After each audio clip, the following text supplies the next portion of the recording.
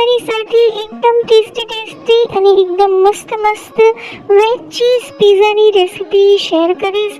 Pizza આજકાલ બધાને બહુ ભાવતા હોય છે અને રેડીમેડ બેઝમાંથી જ્યારે પિઝા બનાવીએ તો તે એટલા ટેસ્ટી નથી લાગતા, પણ આ રીતે એકવાર ઘરે જરૂરથી રેસીપી ટ્રાય કરજો. તો ચાલો પછી ફટાફટ રેસીપી જોઈ લઈએ. સૌથી પહેલાં એક મોટા વાસણમાં 1 કપ ગરમ પાણી લઈશું. તેમાં 2 ટીસ્પૂન ખાંડ ઉમેરીશું. ખાંડને સારી રીતે મિક્સ કરી લેવાની છે. ખાંડ ઓગળી જાય ત્યાં સુધી આ રીતે મિક્સ કરી લઈશું. અને હવે પાણીનું ટેમ્પરેચર ચેક કરવાનું છે. આપણે આંગળી ડૂબાડીએ તો સહન કરી શકીએ એટલું ગરમ હોવું જોઈએ, વધારે ગરમ ના હોવું જોઈએ. તેમાં 3 ટીસ્પૂન એક્ટિવ ડ્રાય યીસ્ટ ઉમેરીશું.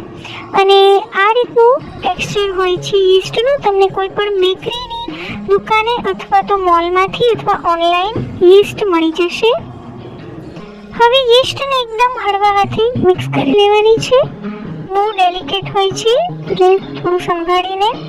અને હવે તેને ઢાંકીને 15 મિનિટ ફર્મેન્ટ થવા દેવાની છે. તે ફૂલી જશે ત્યાં સુધી ઢાંકી રાખીશું. 15 મિનિટ પછી ચેક કરી લઈશું.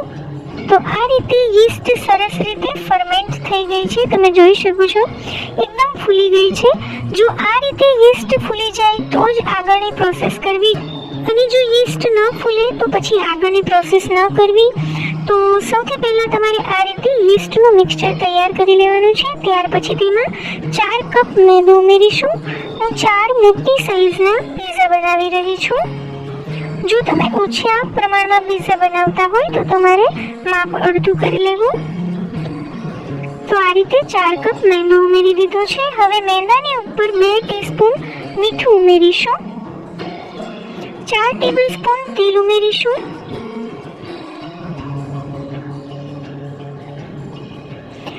પહેલા બધું સારી રીતે મિક્સ કરી લઈશું. અને હવે આનો એકદમ સોફ્ટ લોટ બાંધવાનો છે. જે આપણે રોટલીનો લોટ બાંધતા હોય તે થોડો સોફ્ટ હોય છે, તેના કરતાં થોડું વધારે સોફ્ટ આનો લોટ બાંધવાનો છે. અને લોટ બાંધવા માટે હુંફાળું ગરમ પાણી લેવાનું છે. તો અહીં મેં હુંફાળું ગરમ પાણી લીધું છે. પાણી બહુ ગરમ ના હોવું જોઈએ અને ઠંડુ પણ ના હોવું જોઈએ. એકદમ હુંફાળું ગરમ હોવું જોઈએ. પાણી એકદમ સાવધાનીપૂર્વક થોડું ઉમેરીશું, કારણ કે આ લોટ બાંધવા માટે વધારે પાણીની જરૂર નથી પડતી.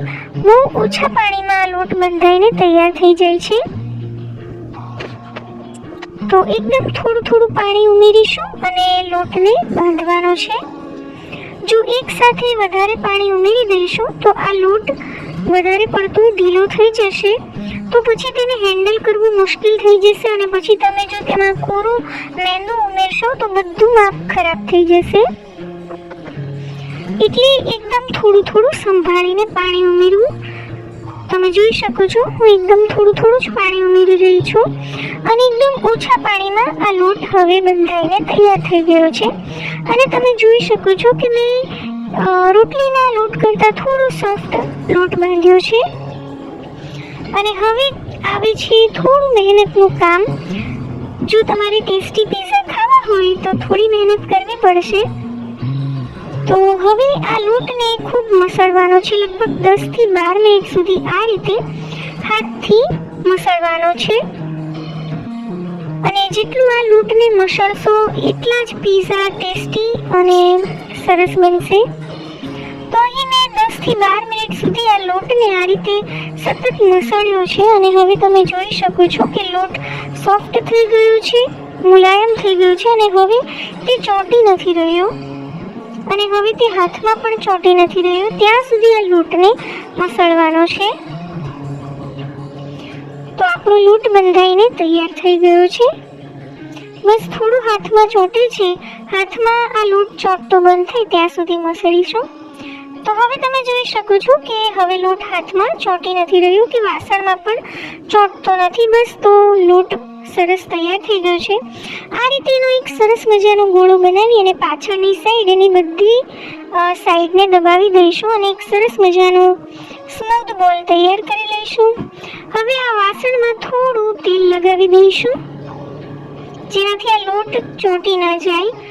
અને લોટને પણ ઉપરથી થોડો તેલવાળો હાથ લગાવી દઈશું, જેથી લોટની ઉપરની જે સરફેસ છે તે સુકાઈ નહીં જાય અને કડક નહીં થઈ જાય.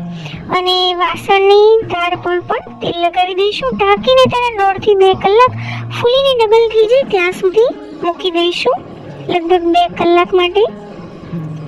ત્યાં સુધી આપણે બીજી તૈયારી કરી લઈએ. તો ઇન્સ્ટન્ટ પિઝા સોસ બનાવીશું. તેના માટે 1 કપ ટામેટાનો સોસ લઈશું. તેમાં 2 ટેબલસ્પૂન શેઝવાન ચટણી ઉમેરીશું. સારી રીતે મિક્સ કરી લઈશું. અડધી ચમચી રેડ ચીલી ફ્લેક્સ ઉમેરીશું. 1 મોટી ચમચી મિક્સ હર્બ્સ અથવા તો ઓરેગાનો ઉમેરીશું. બધું મિક્સ કરી લઈશું. તૈયાર છે આપણો ઇન્સ્ટન્ટ પિઝા સોસ.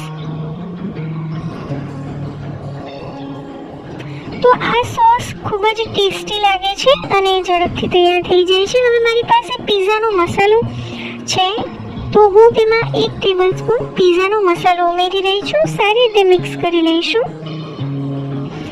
પિઝાનો મસાલો ઉમેરવો ઓપ્શનલ છે, પણ જો તમારી પાસે હોય અને તમે ઉમેરશો તો આ સોસ વધારે ટેસ્ટી લાગશે. તો તૈયાર છે આપણો ઇન્સ્ટન્ટ પિઝા સોસ. તેને ઢાંકીને એક સાઈડ ઉપર મૂકી દઈશું. હવે મેં અહીં 3 ટેબલસ્પૂન બટર લીધું છે, જેને મેં મેલ્ટ કરી લીધું છે. તેની અંદર 1 ટીસ્પૂન મિક્સ હર્બ્સ અથવા તો ઓરેગાનો ઉમેરીશું. અડધી ચમચી રેડ ચીલી ફ્લેક્સ અને 1 ટીસ્પૂન પિઝાનો મસાલો ઉમેરીશું. પિઝાનો મસાલો ઓપ્શનલ છે. બધું સારી રીતે મિક્સ કરી લઈશું અને આ રીતે એક સરસ ટેસ્ટી અને મસાલેદાર બટર રેડી થઈ ગયું છે, જેને પિઝા ઉપર લગાડીશું. તો મસાલેદાર બટર રેડી છે. હવે પિઝાની ઉપર છાંટવા માટે એક મસાલો બનાવીશું. તેના માટે 2 ટેબલસ્પૂન પિઝાનો મસાલો, 1 ટીસ્પૂન મીઠું લઈશું, 1 ટીસ્પૂન મિક્સ હર્બ્સ અથવા તો ઓરેગાનો અને અડધી ચમચી રેડ ચીલી ફ્લેક્સ લઈશું. બધું સારી રીતે મિક્સ કરી લઈશું. અને આ મસાલો જ્યારે આપણે પિઝાની ઉપર જે ટોપિંગ્સમાં વેજીટેબલ્સ ઉમેરીશું તેના ઉપર જ્યારે છાંટીશું ત્યારે એ વેજીટેબલ્સ પણ સરસ ટેસ્ટી લાગશે અને ફિક્કા નહીં લાગે. તો આપણો છાંટવાનો મસાલો પણ રેડી છે.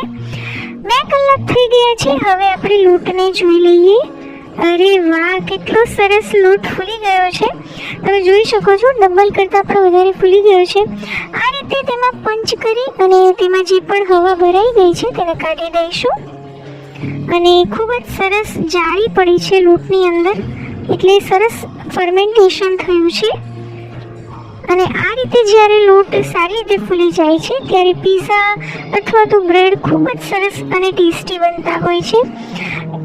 હવે આ લોટને 1 મિનિટ માટે એકદમ હળવા હાથે થોડું સરસ સોફ્ટ કરી લઈશું, મસળી લઈશું. બહુ વધારે મસળવાનું નથી. અને હવે આમાંથી જેટલા પણ પિઝા બનાવવા હોય તેટલા ભાગ તૈયાર કરી લેવા. હું આમાંથી 4 મોટી સાઈઝના પિઝા બનાવી રહી છું. જો તમે નાના પિઝા બનાવશો તો વધારે પિઝા તૈયાર થશે, અને જો આનાથી પણ વધારે મોટા પિઝા બનાવશો તો ઓછા પિઝા રેડી થશે. હું આમાંથી 4 જમ્બો સાઈઝના પિઝા રેડી કરી રહી છું, એટલે મેં 4 એમાંથી ભાગ કરી લીધા છે. અને હવે તેમાંથી આ રીતે એક ભાગ લઈ અને સરસ મજાનો લુવો એકદમ સોફ્ટ તૈયાર કરી લેવો. અને બાકીનો જે લોટ છે તેને ઢાંકીને સાઈડ પર મૂકી દઈશું. હવે મેં અહીં લીધી છે પિઝા બેક કરવા માટેની બેકિંગ ટ્રે. આ રીતે હોય છે, જેને ઓવનમાં યુઝ કરી શકાય છે. તેને થોડું ઓઇલ લગાવી અને ગ્રીસ કરી લઈશું, જેથી પિઝાનો બેઝ બનાવીશું તે આમાં ચોંટી ન જાય. અને હવે આ રીતે જે લુવો તૈયાર કર્યો છે તેને ટ્રે ઉપર મૂકી અને હાથ વડે જ આ રીતે ફેલાવી દેવાનો છે. તમે ઈચ્છો તો આ પિઝાનો જે બેઝ છે, એટલે કે પિઝાનો રોટલો આપણે કહેતા હોઈએ છીએ, તેને વણીને પણ બનાવી શકો છો.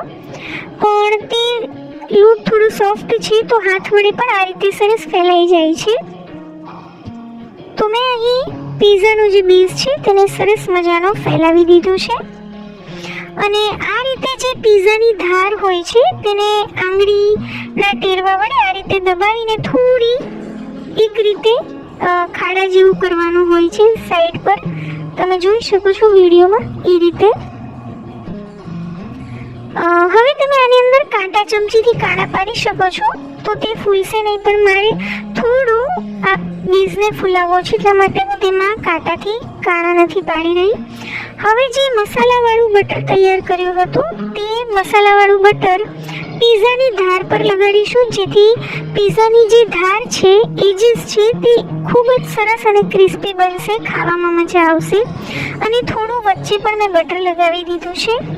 હવે જે ઇન્સ્ટન્ટ પીઝા સોસ તૈયાર કર્યો હતો તે પણ લગાવીશું, થોડું સારી માત્રામાં લગાવીશું, જેથી પીઝા જે છે તે વધારે ટેસ્ટી લાગે. જો તમે આ સોસ ઓછો લગાવશો તો ટેસ્ટ થોડો ઓછો આવશે. સારી રીતે સારા પ્રમાણમાં પીઝાનો સોસ લગાવવાનો છે, જેથી બેઝ જે છે તે ફિક્કો નહીં લાગે.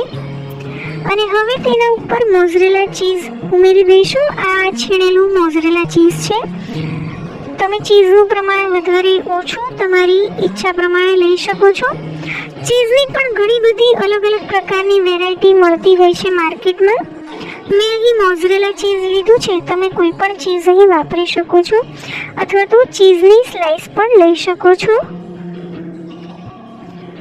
અને હવે તમારી પસંદના કોઈ પણ ટોપિંગ્સ એટલે કે વેજીટેબલ્સ તમે ઉમેરી શકો છો. મેં કાંદા, કેપ્સિકમ અને ટામેટાં લીધા છે. અને જે વેજીટેબલ્સ પર છાંટવા માટે મસાલો તૈયાર કર્યો હતો તે થોડો મસાલો છાંટી દઈશું, જેથી આ શાકભાજી જ્યારે ખાવામાં આવશે તો તે ફિક્કા નહીં લાગે. થોડો મસાલો છાંટવાનો છે.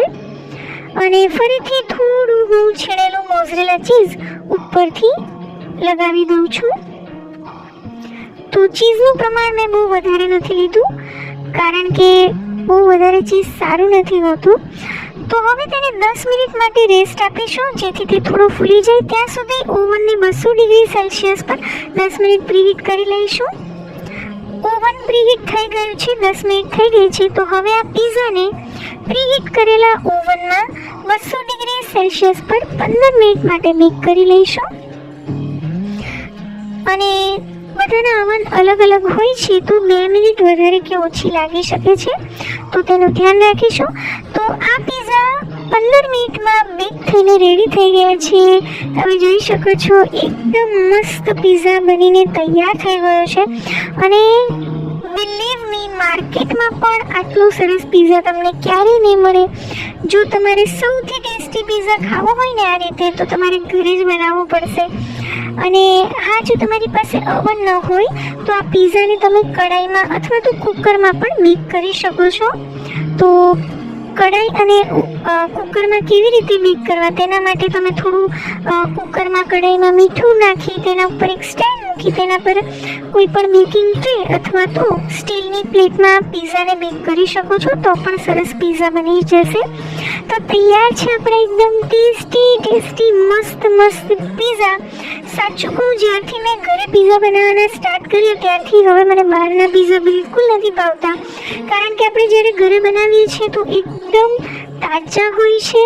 સાથે જ આપણે સૌથી સારામાં સારી વસ્તુઓ વાપરતા હોઈએ છીએ. ચીઝ અને બટર છે, બધું આપણે ઓરિજિનલ વાપરીએ છીએ. અને બહાર આપણને નથી ખબર હોતી કે તેઓ ઓરિજિનલ વાપરે છે કે ખરાબ વાપરે છે, નકલી વાપરે છે.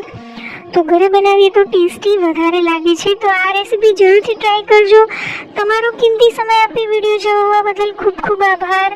ફરીથી મળીશું નવી રેસીપી સાથે. ત્યાં સુધી આવજો. જય શ્રી કૃષ્ણ.